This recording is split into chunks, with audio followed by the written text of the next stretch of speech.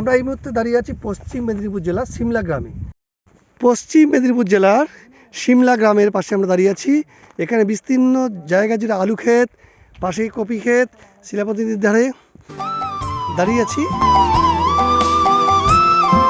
পশ্চিম মেদিনীপুর জেলার শিলাবতী নদী বয়ে চলেছে। একদিকে শুষ্ক, অন্যদিকে জলাম সংযোগস্থল হিসেবে জল বয়ে চলেছে শিলাবতী নদীর।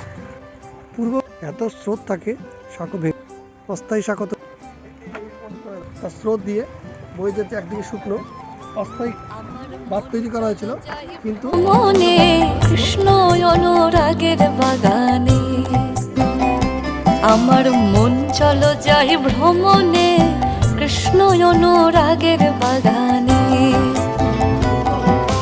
সেথায় যাবি প্রাণ জুড়াবি আনন্দ সমীরণে। কি সুন্দর মাটির বাড়িতে, কি বলে এটাকে, মাটির ঘরে এভাবে সাজানো।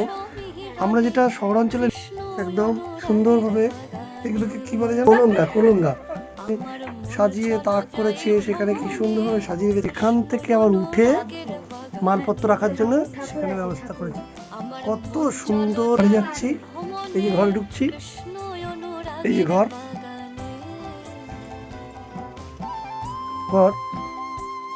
এত সুন্দর লাগবে যে ভাবনার বাইরে। আমরা দূর থেকে যেটা দেখতে আসি, আমাদের কাছে এটা কি সত্যি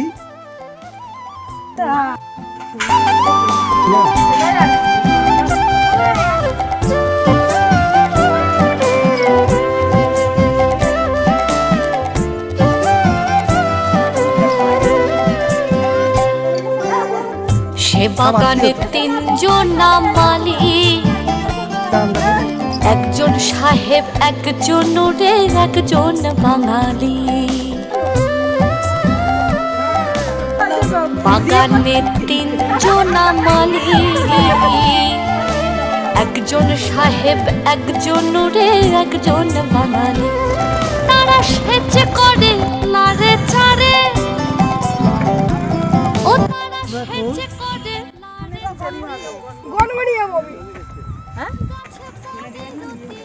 এই মুহূর্তে আমরা রয়েছি গড়বেতা, পশ্চিম মেদিনীপুর গড়বেতা শিলাবতী নদীতে। শিলাবতী নদী এটি অ্যাকচুয়ালি পার, কিন্তু ভাঙনের এক অপরূপ দৃশ্য। অ্যাকচুয়ালি নদীর তলদেশে যেরকম দৃশ্য দেখা যায় তেমনি দৃশ্যগুলো দেখা যাচ্ছে। এরকম নদীটা ভেঙে যখন জলে পরিপূর্ণ থাকে তখন বোঝা যাবে না কোথায় পার কোথায় নদী, কিচ্ছু বোঝা যাবে না। কিন্তু এইটি ভগবানের সৃষ্টি, প্রকৃতির সৃষ্টি। কৃষ্ণ অনুরাগের বাগানে, কৃষ্ণ অনুরাগের বাগানে আমার মন চলো যাই ভ্রমণে, কৃষ্ণ অনুরাগের বাগানে আমার মন চলো যাই ভ্রমণে, কৃষ্ণ অনুরাগের বাগানে।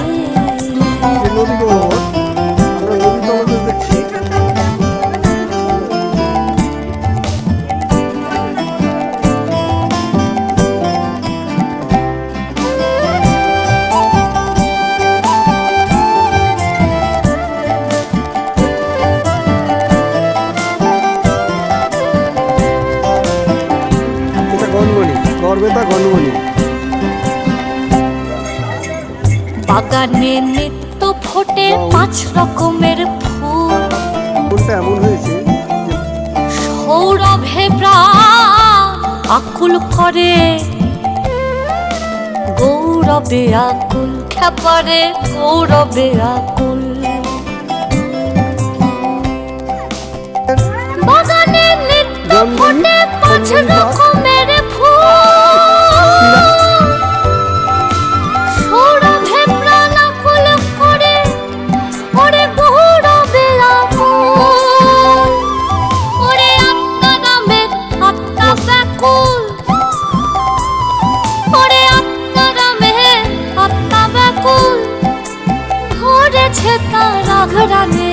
কৃষ্ণ অনুরাগের বাগানে, কৃষ্ণ অনুরাগের বাগানে